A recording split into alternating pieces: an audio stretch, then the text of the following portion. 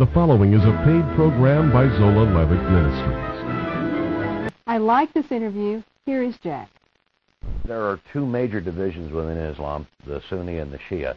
And the difference really between them in a nutshell is that the Sunni don't have the complicated clerical hierarchy that the Shia do.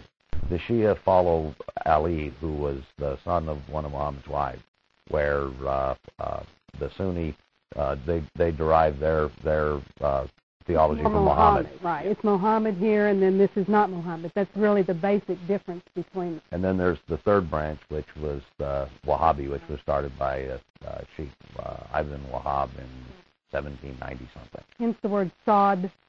Yes. And he took only the Medinan verses, the verses of the Quran that deal with war and jihad and stoicism and aestheticism and all this kind of stuff. You know, just self-deprival, and he made it into a system that gave us Osama bin Laden. Osama bin Laden. Thank you so much for that. But it's interesting that we are talking about Islam.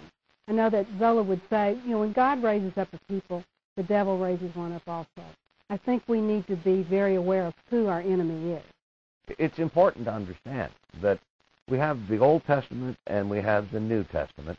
And the Old Testament and the New Testament are part of an intellectual flow, if you will, from God. It's one book. And the Old Testament leads up to Jesus. Jesus in the New Testament says, "Here I am to fulfill the law." And then we have the Quran, which bears no resemblance to anything in the Old or New Testament. Yet the argument is made that it's a third and final testament, but it's the anti-testament to the Bible. It's why we have Antichrist and Christ. Everything that is God, we have something that goes on the other side of God, and it draws people in, and it's evil. I mean, it's just evil. God uses the people, so does the devil, and it's sad. I know we were talking about statistics. There are how many billion?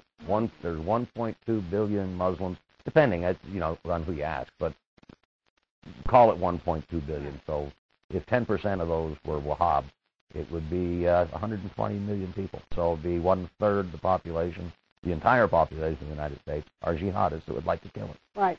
120 million jihadists. Correct. That's if 10% are what they call extreme.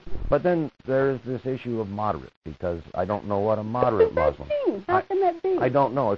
It would seem to me if as a Christian I follow the fundamentals of my faith, that would be what would make me a good Christian. And if I'm using the White House definition of moderate and applying it to me, that would mean I didn't believe the Bible. It would mean that I was a lousy Christian.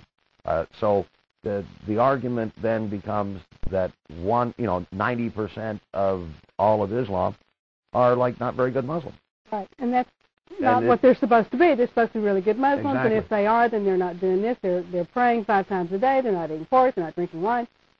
It is amazing to me. A half lie will do any time, and then that lie builds on itself, and then that lie builds on itself, and we are just really living in interesting times, as the Chinese proverb says. Absolutely.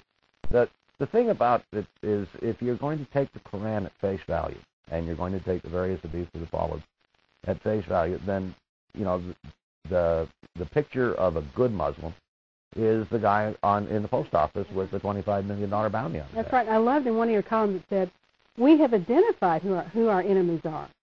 They are Middle Eastern men between the ages of 17 and 35. That's the identification. I love in the definition of war that you gave, and your columns are just terrific. They just say everything I want to say. They really do. Give God that. Absolutely. Believe me, I give God the glory. I know who I am. But God uses me anyway.